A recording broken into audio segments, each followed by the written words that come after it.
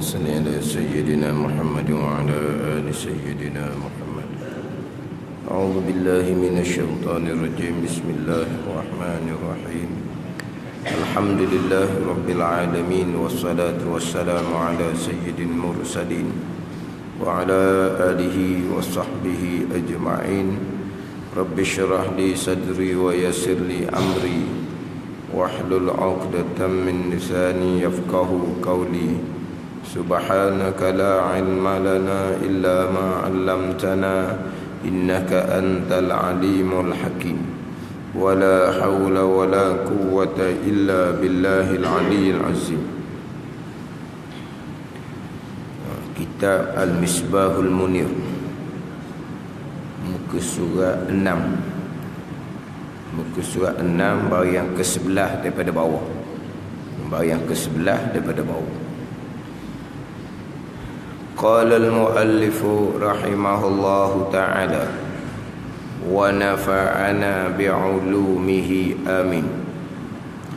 Firman Allah Ta'ala, wa man yakfur billahi wa malaikatihi wa kutubihi wa rusulihi wal yawmil akhiri faqad dhalla dhalalan ba'ida.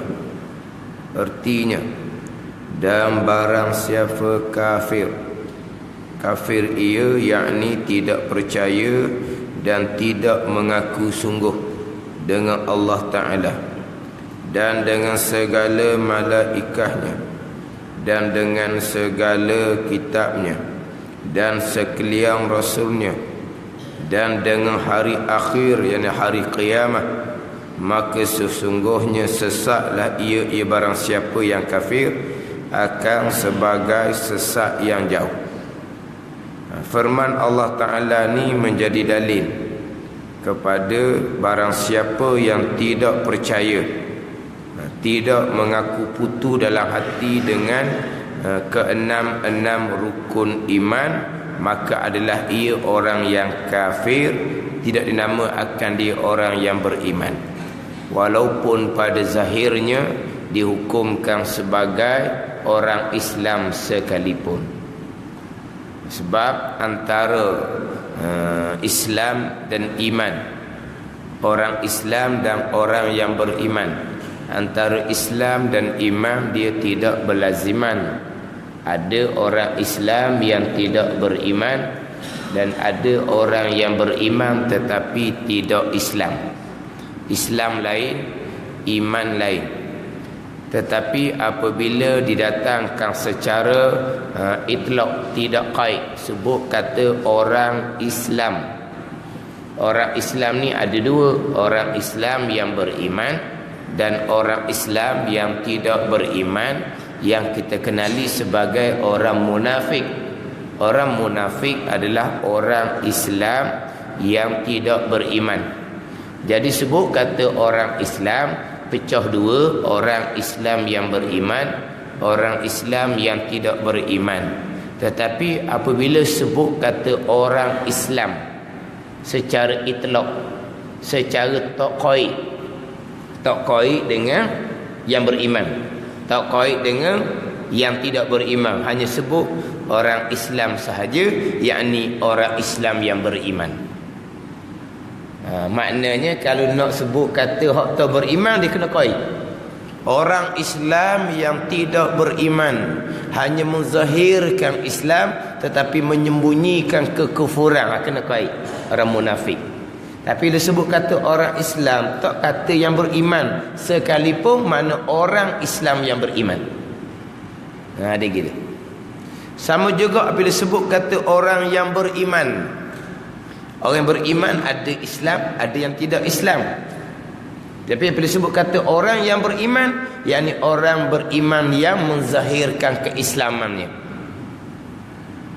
Sebab antara Islam dengan iman tidak berlaziman.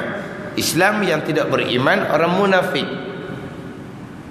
Contoh orang munafik pada masa Nabi SAW hidup bersama dengan Nabi di Madinah. Masuk kuliah Nabi SAW, dengar khutbah Nabi SAW.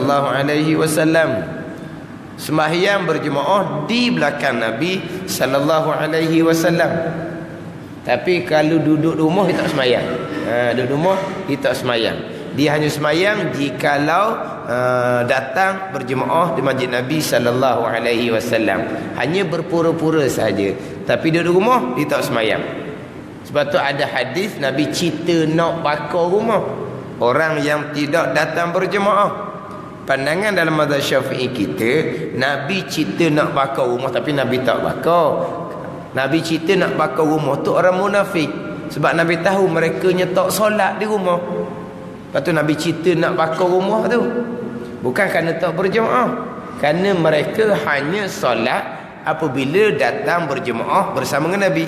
Apabila duduk di rumah sendiri, mereka tidak akan solat.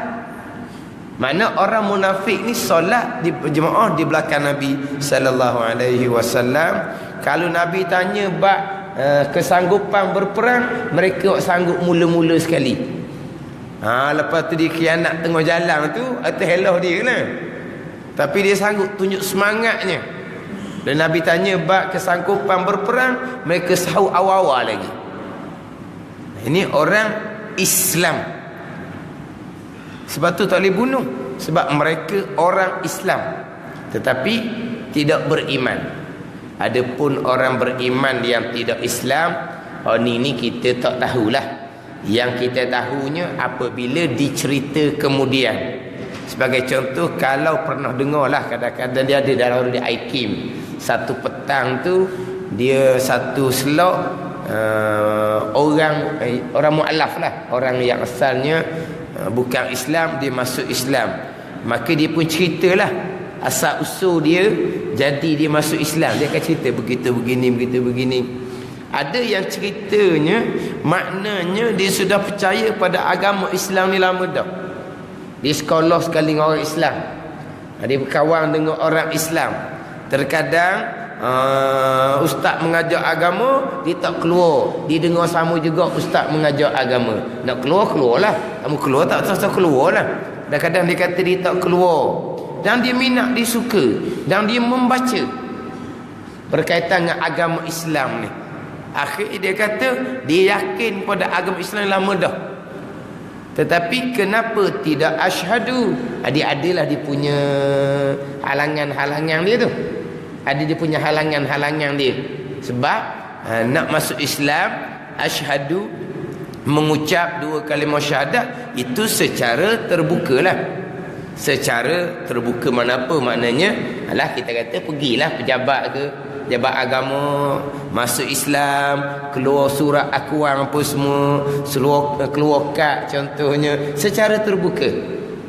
Tapi dia secara terbuka nak asyhadu, dia ada halangan dia. Dia tak ada keberanian dia ke macam mana ke, ada halangan dia. Tapi dia ceritanya dia percaya kepada agama Islam ni percaya lama dah. Apa hak kita percaya, hak kita beriman, dia pun beriman dah sebab dia membaca. Dia membaca. Maknanya sah dah iman dia. Sah. Tapi dia belum asyhadu. Nak sah iman tidak syarat asyhadu alla ilaha illallah wa asyhadu anna muhammadar rasulullah. Itu untuk sah Islam.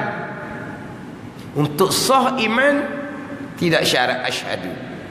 Dia percaya ke enam rukun iman, berimanlah dianya. Berimanlah dianya. Tak syarat dengan asyhadu. Tetapi kalau dia tidak ada sebarang halangan, tidak ada sebarang kemudaratan, tiba-tiba dia tidak asyhadu, dia berdosalah. Sebab Islam ada sebahagian daripada agama. Mengucap dua kalimah syahadat ada sebahagian daripada agama. Itu rukun Islam. Islam sebahagian daripada agama. Mana mengucap dua kalimah syahadat sebahagian daripada perintah agama. Tiba-tiba dia tidak mengucap dua kalimah syahadat dalam keadaan tidak ada kemudaratan apa-apa, maka berdosalah dianya. Tapi pada persoalan beriman ataupun tidak, apabila dia percaya kepada keenam rukun iman, berimanlah. Beriman. Tapi Islam ni tidak. Islam. Kemudian dia pun masuk Islam asyhadu. Dia pun ceritalah. Dia pun asyhadu kemudian. Dia menyatakan kemudian. Persoalannya dia beriman awal-awal lagi. Sebelum dia menzahirkan di Islam, dia sudah beriman awal-awal lagi. Ada situ perbezaan antara Islam dengan iman. Ada. Islam bahagian zahir, iman bahagian kepercayaan. Maknanya orang yang tidak percaya, tidak beriman dengan keenam rukun iman, maka adalah ia kafir. Tidak beriman dengan, tidak dinamakan dia orang yang beriman. Makna kafir di sini, kafir di sisi Allah Subhanahu wa taala. Sebab atas tu muka 6 juga atas, baris yang pertama.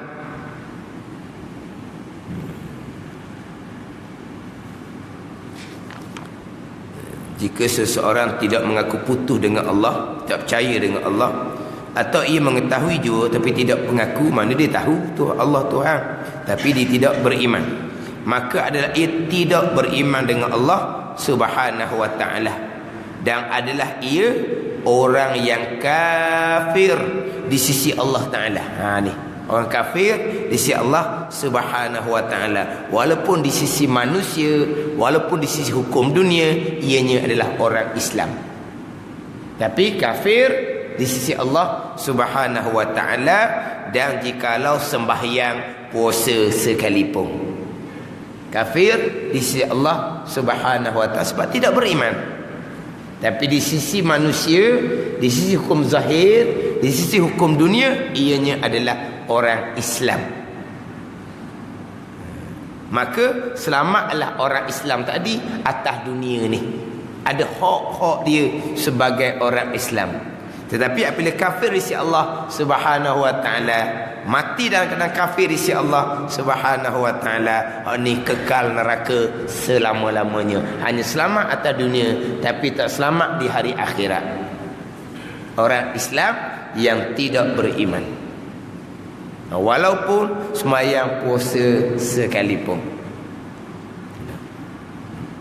Jadi Islamnya lain, imannya lain. Jadi di sini yang saya baca terdahulunya, maka adalah ia kafir, tidak dinamakan orang beriman, walaupun dari segi zahirnya ianya adalah orang Islam sekalipun. Dalilnya firman Allah Ta'ala, wa man yakfur billahi wa malaikatihi wa kutubihi wa rusulihi wal yaumil akhiri faqad dhalla dalalan ba'ida. Artinya, dan barang siapa kafir, ia barang siapa kafir, yakni tidak percaya dan tidak mengaku sungguh, tidak beriman dengan Allah Ta'ala dan dengan segala malaikatnya, tidak beriman dengan malaikat, dan dengan segala kitabnya, tidak beriman dengan segala kitabnya, dan sekalian rasulnya, tidak beriman dengan sekalian rasul, dan dengan hari akhir, yakni hari kiamat, maka sesungguhnya sesak ia barang siapa tadi akan sebagai sesak yang jauh. Orang yang tidak beriman, kufur dengan Allah, kufur dengan malaikat, kitab, rasul dan hari kemudian, maka sesak sebagai sesak yang jauh. Tapi di sini kufurnya pada 5 rukun. Kufur tidak beriman dengan Allah, tidak beriman dengan malaikat, tidak beriman dengan kitab, tidak beriman dengan rasul, tidak beriman dengan hari kemudian. Tidak ada dalam ayat ini menceritakan tidak beriman dengan qada dan qadar. Tidak ada. Ayat hanya menyebut tidak beriman dengan Allah, malaikat, kitab, rasul dan hari kemudian sahaja. Tidak ada tidak beriman dengan qada dan qadar, rukun iman yang ke-6. Walhal pembicaraan dalam rukun iman ada 6. Yang mana ke-6 rukun iman ni wajib beriman belaka. Salah satu daripada 6 rukun iman ni kalau tidak beriman, kufur, kafir di sisi Allah Subhanahu wa taala. Tapi ayat tidak menyebut pun tidak beriman, kafir dengan qada dan qadar. Ni saya biasa tekan. Ayat ni penekanan berkaitan dengan qada dan qadar Allah Subhanahu wa taala. Sebab sebenarnya beriman dengan qada dan qadar Allah sudah masuk di bawah beriman dengan Allah Subhanahu wa taala. Beriman dengan Allah yang bersifat qudrah, yang menjadikan segala-galanya. Beriman dengan Allah yang bersifat dengan iradah, menentu, menetap, memutus, menyusun segala-galanya. Cukup. Kudrat iradah, sifat kesempurnaan bagi Allah. Bila kita beriman dengan Allah, kita akan beriman dengan kudrah dan iradah yang ada pada Allah Subhanahu wa taala. Sebagaimana kita beriman dengan Allah yang bersifat dengan ilmu, yang mengetahui segala-galanya. Kita beriman dengan Allah yang bersifat dengan sam'a dan basar, mendengar dan melihat segala perkara yang ada. Mana kita beriman Allah mengetahui, Allah mendengar, Allah melihat, masuk di bawah rukun iman yang pertama. Termasuk kita beriman dengan perbuatan Allah dan ketentuan Allah pun masuk di bawah rukun iman yang pertama, beriman dengan Allah Subhanahu wa taala. Tetapi kenapa apabila Jibril AS tanya Nabi berkaitan dengan rukun iman, Nabi jawab, antu'mina billah wa malaikatihi wa kutubihi wa rusulihi wal yaumil akhiri wa tu'mina bil qadari khairihi wa syarrihi. Wa tu'mina bil qadari khairihi wa syarrihi. Yang mana ini jawapan daripada mulut Nabi sallallahu alaihi wasallam yang dipanggil hadis qauli.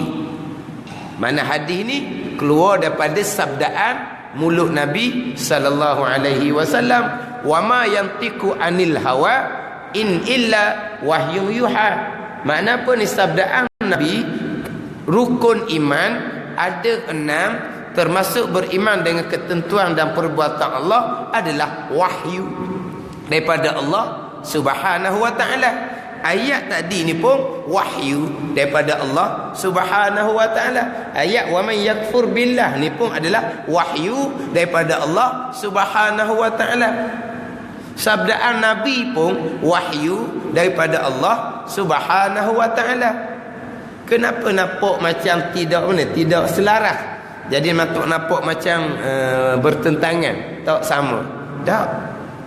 Zahir nampak macam tak sama. Sebab itulah pemahaman tu penting. Hak berkaitan dengan ayat dan hadis Nabi sallallahu alaihi wasallam. Sama juga ayat dengan ayat, hadis dengan hadis. Terkadang nampaknya seperti bertentangan, tetapi mustahil bertentangan antara wahyu Allah Subhanahu wa taala. Zahir seperti bertentangan, tidak akan bertentangan. Jadi kenapa kufur hanya pada 5 rukun saja? Mana rukun yang ke-6? Sebenarnya rukun iman yang ke-6 masuk di bawah rukun iman yang pertama. Tetapi kenapa diasingkan? Kenapa sabdaan Nabi jawab persoalan Jibril, akhbirni anil iman ya Muhammad, cerita akan aku apa di iman? Nabi jawab sampai ke rukun iman yang ke-6. Sebab rukun iman yang ke-6, ketentuan dan perbuatan Allah ni diasingkan daripada rukun iman yang pertama. Ini satu penekanan. Bahkan dalam hadis Nabi muka surat sebelah tu lah, surat sebelah muka surat 7 tu, didatangkan hadis yang berkaitan dengan Islam, iman dan ihsan. Kalau dalam hadis itu baris yang kedua daripada baris yang ketiga daripada atas hadis, antu'mina billah wa malaikatihi wa kutubihi wa rusulihi wal yaumil akhiri wa tu'mina bil qadari khairihi wa syarrihi. Ini saya tekan semua ni. Antu'mina billah, engkau beriman dengan Allah. wa malaikatihi wa haraf ataf. Malaikatihi ataf kepada billahi. Mana wa malaikatihi yakni wa tu'mina bi malaikatihi. Wa kutubihi wa haraf ataf. Kutubihi ataf kepada billahi yakni wa kutubihi yakni wa tu'mina bi kutubihi. Wa rusulihi yakni wa tu'mina bi rusulihi. Faham tak? Wal yaumil akhir yakni wa tu'mina, dan engkau beriman bil yaumil akhir, dengan hari kemudian. Wa harataf. Tetapi yang keenam, Nabi ulang wa tu'mina bil qadari. Amir dengan makmum Nabi ulang. Sepatutnya cukup wal yaumil akhiri wal qadari. Cukup. Wa tu'mina bi itu tak payah. Wal qadari yakni wa tu'mina bil qadari. Sebab wal qadari atau pada kata billahi.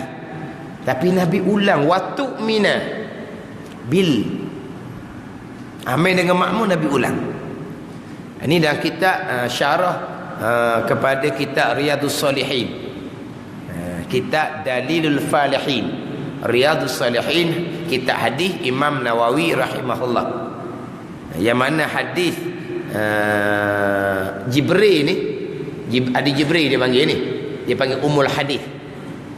Al-Fatihah ilmu Ummul Quran. Hadis Jibril ni dia panggil Ummul Hadis. Jadi hadis Jibril ni kalau kita buka dalam kitab hadis 40, Imam Nawawi juga duduk nombor 2. Hadis yang pertama, innamal a'malu binniyat. Itu hadis riwayat daripada Sayyidina Umar radhiyallahu anhu. Kemudian hadis Jibril ni riwayat daripada Sayyidina Umar juga. Duduk nombor 2. Tapi kalau buka dalam kitab Riyadhus Salihin, dia duduk dalam sikit. Duduk di bawah tajuk Babul Muraqabah. Babul Muraqabah. Dalam lah. Apabila wa tu'mina bil qadari, panjang cerita dalam Dalilul Falihin. Kenapa Nabi ulang? Sebab ini hadis qauli. Keluar dari mulut Nabi sallallahu alaihi wasallam, mustahil berlaku sebarang kesilapan, sebab in illa wahyu yuha, wahyu daripada Allah. Kalau wahyu daripada Allah, mustahil tersilap sama sekali. Kenapa Nabi ulang wa tu'mina? Penekanan dipanggil. Tanbihan ala lihtimam bitasdiqi bih. Tanbihan ala lihtimam. Tanbih ni penjagaan. Ala lihtimam. Ihtimam ni kena amati. Tanbih ni penjagaan. Ala lihtiman. Ihtimam ni makna apa? Amati. Fokus molek. Tupu molek. Atas beriman dengan rukun iman yang ke-6. Sebab dalam kitab tu kata di rukun iman yang ke-6 ni lah tempat gelincirnya pegangan-pegangan. Tempat gelincir pegangan adalah di rukun iman yang ke-6. Sebab tu Nabi ulang wa tu'mina bil qadari, penekanan. Satu laginya, beriman dengan ketentuan dan perbuatan Allah. Masuklah beriman dengan Allah. Diasingkan beriman dengan ketentuan dan perbuatan di rukun iman yang ke-6, kemudian ditekan pula dengan wa tu'mina bil qadari khairihi wa syarrihi. Sebab tu kalau kita balik pada sejarah pecahan-pecahan firqah-firqah yang sesat, sampai ke 72 firqah yang sesat, di antaranya berkaitan dengan beriman dengan ketentuan dan perbuatan Allah. Di antaranya beriman, di antaranya terpesong di persoalan rukun iman yang ke-6. Bahkan walaupun di awal Islam dalam bab pegangan ni solid, dalam bab pegangan solid di awal Islam, timbul pada sebelum masa Imam Syafi'i lagi. Timbul masa belum Imam Syafi'i lagi. Akidah Qadariyah yang menafikan terus ketentuan Allah, ketetapan Allah, dan menafikan terus pengetahuan Allah Subhanahu wa taala. Jadi golongan yang menafikan ketentuan Allah dan menafikan pengetahuan Allah. Allah menjadikan segala-gala perkara. Jadi langit Allah buat, jadi manusia Allah buat. Selepas daripada itu Allah tidak menentukan, Allah tidak menetapkan, sehingga kan Allah pun tidak mengetahui apa yang akan berlaku. Ini dia panggil Qadariyah. Dia panggil Qadariyah mutaqaddimun ni. Qadariyah ada di awal Islam. Kurun yang kedua timbul dah ni Qadariyah kafir. Mana timbul dah Qadariyah hak kafir. Yang mana akidah ni pupuh pada masa Imam Syafi'i rahimahullah. Qadariyah yang menafikan ketentuan Allah dan menafikan pengetahuan Allah. Adapun kita duk ngaji Qadariyah, Jabariyah, Qadariyah, Jabariyah tu hak lain tu. Hak tu timbul kemudian. Qadariyah lawan Jabariyah itu persoalan ikhtiar dan usaha. Hak saya sebut tadi dia panggil Al-Qadariyatul Ula, ataupun dikenali dengan Qadariyah Mutaqaddimun. Qadariyah ada di awal Islam. Adapun Qadariyah lawan Jabariyah dia panggil Al-Qadariyatul Tsaniyah, ataupun dikenali dengan Qadariyah Mutaakhirun. Qadariyah hak timbul kemudian. Dia ada dua Qadariyah. Tapi Qadariyah yang pertama tu jarang disebut dalam kitab, sebab tu kafir sangatlah. Sebab dia bukan hanya menafikan ketentuan qadar daripada Allah, bukan dia menafikan pengetahuan Allah Subhanahu wa taala. Allah Taala mengetahui sampai masa kita memilih dan kita melakukan, baru Allah pun tahu oh buat benda tu. Oh gitu. Kalau Allah tahu lepas berlaku, kita pun tahu lepas berlaku. Itu memang kafir lah, jarang disebut dalam kitab. Lepas tu dalam kitab disebut kata Qadariyah secara itlaq. Qadar ada dua. Qadariyah hak di awal Islam, Qadariyah hak timbul kemudian. Qadar ada dua. Tapi kitab cuma sebut Qadariyah je. Qadariyah mana ni? Itlaq macam tadilah.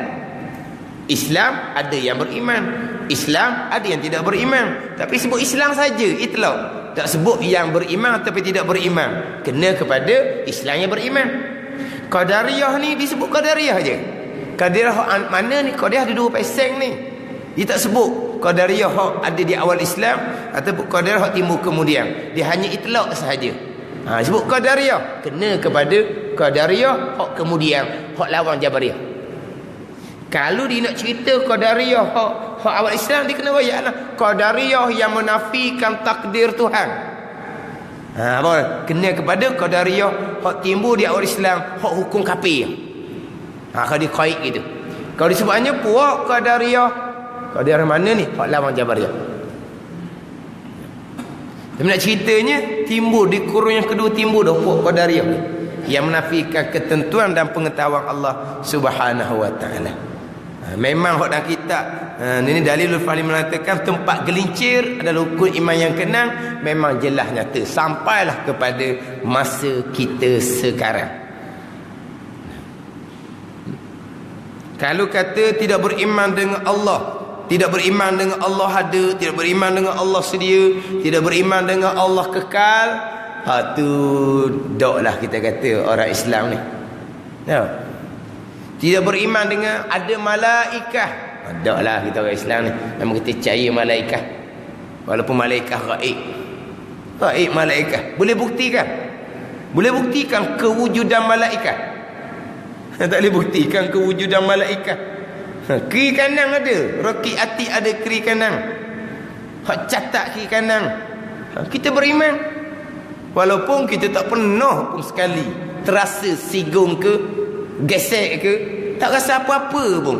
Tapi kita memang beriman ada malaikat yang mencatat amalan kita kiri dan kanan. Beriman kita atau tetap dah. Beriman dengan Rasul, memang kita beriman dengan Rasul. Beriman dengan hari kiamat, orang Islam memang percaya. Orang Islam memang percaya. Orang kafir pun direka juga cerita kiamat. Dia macam percaya juga. Dah, dia pun tengok perubahan alam pun semua. Dia kata bumi nak hancur dah, dia kata. Dia macam nak terima dah. Tapi kita orang Islam pasti akan beriman dengan hari kiamat. Pasti beriman dengan dibangkitkan kembali. Ada perhitungan, ada pembalasan. Tetap dah kita orang Islam akan beriman dengan hari kemudian. Tapi bab qada dan qadar, bab qada dan qadar, ni hak banyak. Hak banyak yang terpesong, terutama pada masa kita sendiri. Sebab itulah walaupun beriman dengan qada dan qadar ni sudah masuk, beriman dengan Allah lah. Qada perbuatan Allah yang bersifat dengan kudrah, qadar ketentuan Allah yang bersifat dengan iradah. Dah kita beriman dengan Allah kan, yang bersifat dengan kudrah, yang bersifat qada ketentuan Allah yang bersifat dengan iradah, qadar perbuatan Allah yang bersifat dengan kudrah.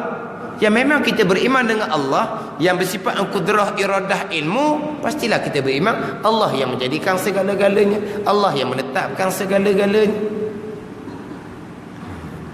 Tapi Nabi pun nombor suku pula rukun iman yang keenam, wahyu daripada Allah Subhanahu wa ta'ala, wahyu daripada Allah. Jadi kalau tidak beriman dengan qada dan qadar, berpegang dengan akidah yang kafir, kafir isi Allah Subhanahu wa ta'ala. Walaupun zahirnya Islam sekalipun, walaupun zahirnya semayang puasa sekalipun, kekal neraka selama-lamanya. Orang ni takut, orang ni takut. Hak tu kira kafir. Kalau hak dosa besar, hak tu sebesar-besar dosa.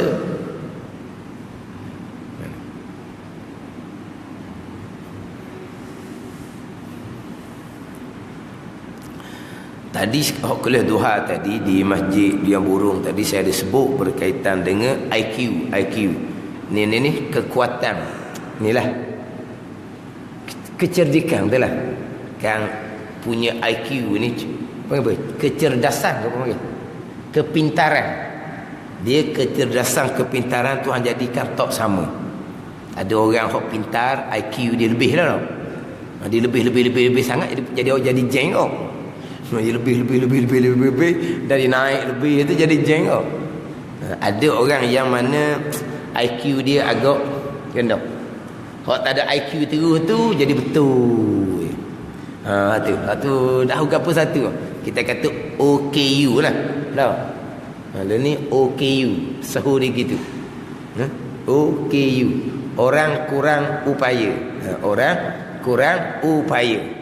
Upaya apa? Kurang upaya pemikiran dia. Dia kata dia kena duit. Oh, kena duit tu bab lain. Kena duit.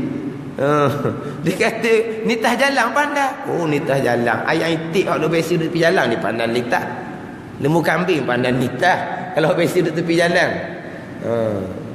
Hak tu bukan dia ada IQ, bukan. Dia sudah terlatih tu, nampak macam dia boleh buat. Kena. Yalah, orang hak tak betul sungguh tu. Kena. RM1, RM5 dia kena. Dia kena duit. Cuba kita beri duit palsu, duit hok kita kerak sak kabar tu kita beri ke dia. Makan nyakit cuba terhad. Nak duit? Kita ambil duit, kita kerak sak kabar tu. Beri ke dia. Duit RM1 juga tu. Cuba beri ke dia. Nyakit dia kena. Kenalah. Tapi dia bukan orang berakal. Yang saya sebut tadi bab IQ, bab kepintaran. Apabila IQ kita tinggi, kita ni pintar, maka mudah kita faham, mudah kita reti, mudah kita menguasai hak kita belajar. Sebab pintar, pikat orang panggil pikat, pintar. Tapi hakikinya kepintaran kita tetap makhluk Allah, makhluk bekas sama sekali.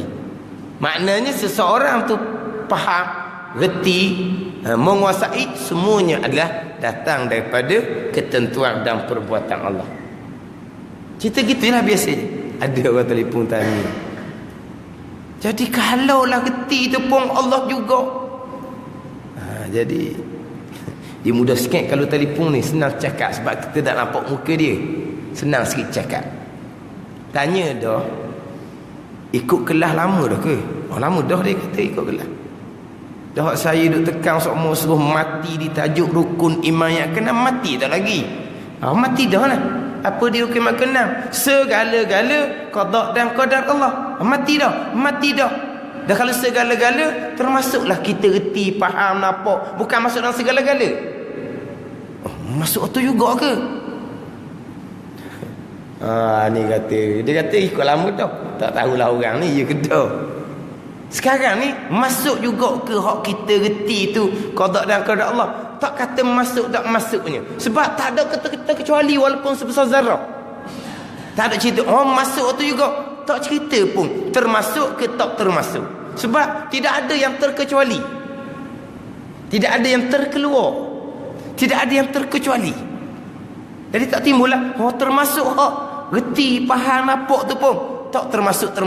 Sebab tak ada satu pun yang terkecuali. Ni kata masalah. Mati di tajuk rukun iman yang ke-6. Segala-gala. Tidak ada termasuk apa-apa. Sebab tidak ada terkecuali apa-apa pun. Yang saya sebut tadi, kedua tadi, sama ada kekuatan IQ yang Tuhan letak di akal kita, kekuatan yang Tuhan letak di mata kita. Kadang kita kata mata comel, terang. Sebab Tuhan jadikan mata kita tu comel. Mana pendengaran kita molek. Memang Tuhan jadikan pendengaran kita molek. Tuhan bubuh di kita tenaga yang cukup, sempurna tenaga. Memang Tuhan bubuh tenaga di kita. Apabila Tuhan jadikan IQ kita tinggi, maka mudah kita memahami. Tapi Tuhan jadi mata kita tu comel, tak payah pakai cermin matanya. Tuhan jadikan pendengaran kita comel, kita dengar ni jelas-jelas. Tak ada mari kata nak ala keberat telinga, tak ada. Memang gitulah percakapan kita. Tapi pegangan kitanya sama ada kekuatan IQ kita, comel mata ke, comel pendengaran kita ke, itu semua Allah yang buat. Allah yang letak. Makhluk Allah belaka dia panggil makhluk tak bekah.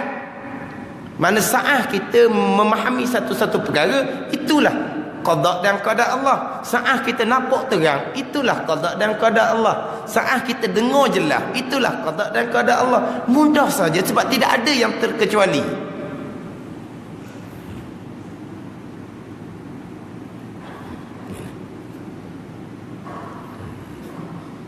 Dia ikut lama dah.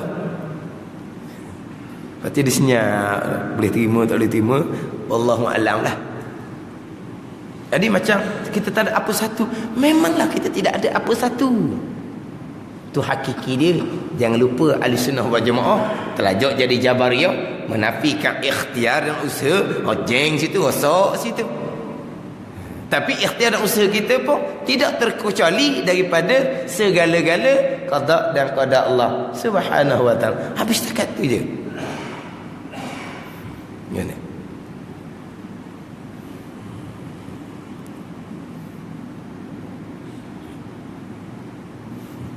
Jadi payah tak tahulah kok mana. Sebab tu saya biasa sebut hak Terengganu FM, hak Malam Khamis Masjid Putih tu.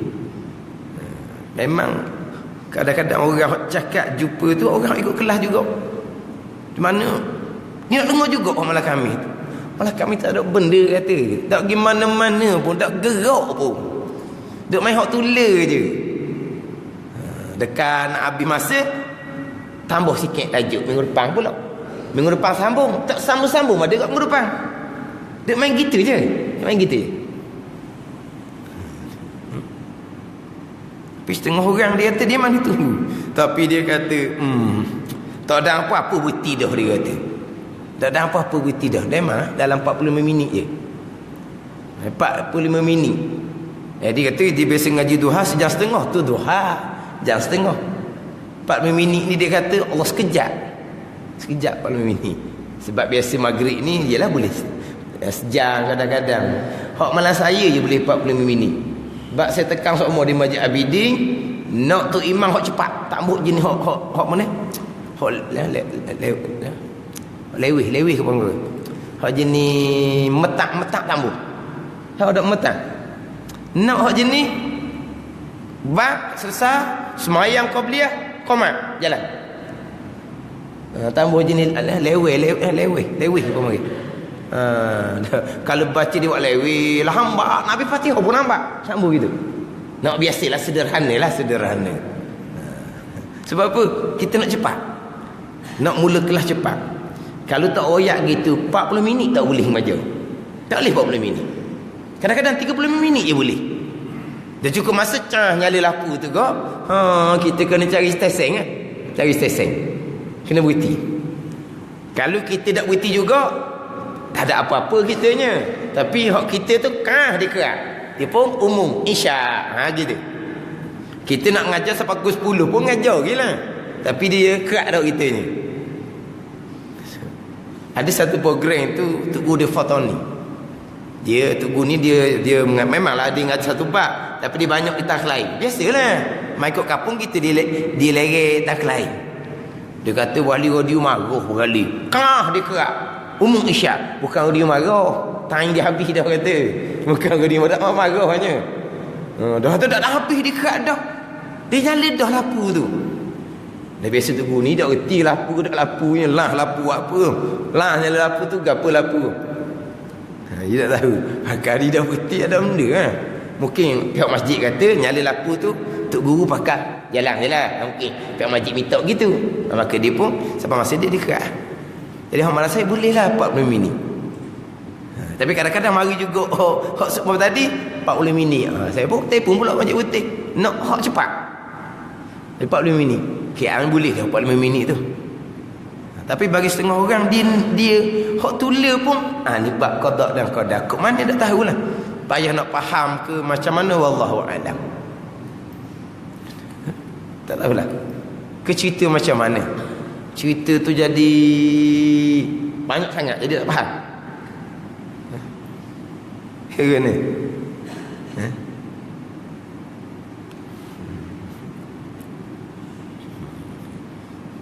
memanglah Tuhan jadikan kita ni pintar. Tuhan letak IQ di kepala otak kita ni, Allah letak Ada IQ hak tinggi, ada IQ hak rendah, hak sederhana, rendah. Macam juga dengan kekuatan di tubuh kita ni. Tuhan letak tenaga di tubuh kita ni. Ada orang tenaga sungguh-sungguh, ada orang tenaga dia sederhana, ada orang tenaga dia setakat boleh jalan slow. Tenaga dia tu Tuhan letak tenaga dia, maknanya boleh jalan juga. Tapi jalan ni kau dah tenaga dia je. Memanglah ada yang Tuhan letak tenaga tu tenaga hak kuat sungguh, sama juga kekuatan dia akal. Tapi tenaga yang ada di kita tu adalah makhluk Allah. Saat kita boleh bergerak, sama ada secara laju ke, secara slow ke, semuanya qada dan qada Allah Subhanahu wa taala. Tenaga tu tak berkah. Kalau tenaga tu yang menggerakkan tubuh kita, itulah Mu'tazilah Qadariyah lawan Jabariyah hak sesat. Tuan bubuh tenaga di tubuh kita, kudrah dia panggil, sampai masa tenaga itulah yang menggerakkan tubuh. Itu Qadariyah. Bukan ahli sunnah wal jamaah. Kita ahli sunnah wal jamaah memang Allah letakkan tenaga di tubuh kita, dan kita boleh sera, boleh rasa kita ni ada tenaga, berasa kuat, berasa gagah, sehat berasa. Saat kita menggerakkan tubuh, itulah qada dan qada Allah. Tenaga yang Tuhan bubuh kita itu makhluk Allah, makhluk bekas sama sekali. Sama je. Tenaga di tubuh kita ke, IQ, kekuatan di akal kita ke, kekuatan penglihatan yang Tuhan bubuh di biji mata ke, sama saja. Itu makhluk Allah Subhanahu wa taala. Yang berlaku kesemuanya qada dan qada Allah, tidak terkecuali. Nak kata termasuk atau tidak ada terkecuali apa-apa pun. Sebesar zarah pun tidak terkecuali.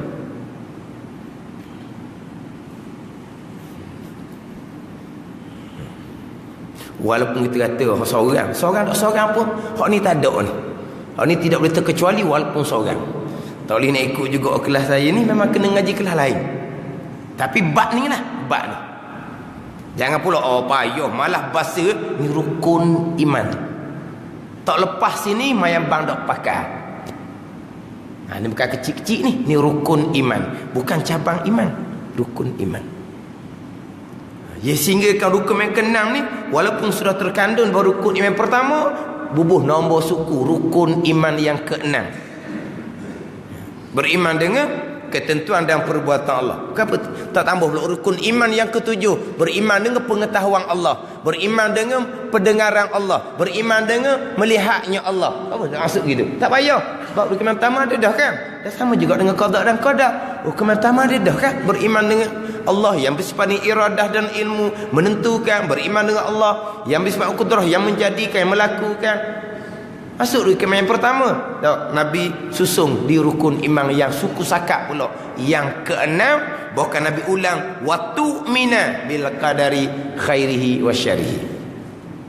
Jadi dalam ayat ni kufur dengan Allah, malaikat, kitab, rasul, hari kemudian kufur dengan qada dan qadar masuk di bawah kufur dengan Allah Subhanahu wa taala, kufur dengan qada dan qadar, sesak sebagai sesak yang jauh. Tak lepas bab qada dan qadar, ibadah tidak akan diterima oleh Allah Subhanahu wa taala. Tak usah tebanglah. Kau ke mana pun kembali kepada asas agama terlebih dahulu. Terutama sekali asas iman tu terlebih dahulu. Tapi agama kita bukan iman saja, Islam, iman dan ihsan. Tapi iman adalah usuluddin, tapak agama. Iman adalah usuluddin, tapak agama. Tapi agama bukan ada tapak saja. Agamanya ada tiangnya, ada cabangnya. Dia panggil furu'uddin, dia panggil. Furu'uddin ni cabang-cabang agama yang diperintah oleh Allah Subhanahu wa taala, merangkumi Islam, merangkumi ihsan. Bukan tapak sahaja agama yang Nabi kita bawa, tapi nak cerita bab tiang agama, nak cerita bab cabang agama, furu'uddin, cabang agama, usuluddin tu kena molek. Kena molek di keenam rukun iman. Bermula ihsan itu berbuat baik dengan maknanya mengerjakan segala perintah Allah seperti sembahyang, puasa dan sebagainya. Jadi selesai Islam satu, selesai yang keduanya iman, masuk bahagian yang ketiga ihsan. Agama terkandung di dalam agamanya tiga komponen, Islam, iman dan ihsan. Ada ketiga-tiga komponen ni lah, barulah sempurna agama. Ada Islam, ada iman, dan yang ketiganya ada ihsan. Ini masuk pula kepada ta'rif ihsan, pengertian ihsan. Wallahu a'lam. Bismillahirrahmanirrahim. Alhamdulillahirabbil alamin, wassalatu wassalamu ala sayyidil mursalin wa ala alihi wa sahbihi ajma'in. Allahumma iftah alaina futuhal arifin. Allahumma allimna ilma akdamin wa fahimna famasabikin warzuqna riqat talibin. Allahumma zidna ilman wa alhiqna bis salihin. Wa sallallahu ala sayyidina Muhammad wa ala alihi wa sahbihi wa sallam. Walhamdulillahirabbil alamin.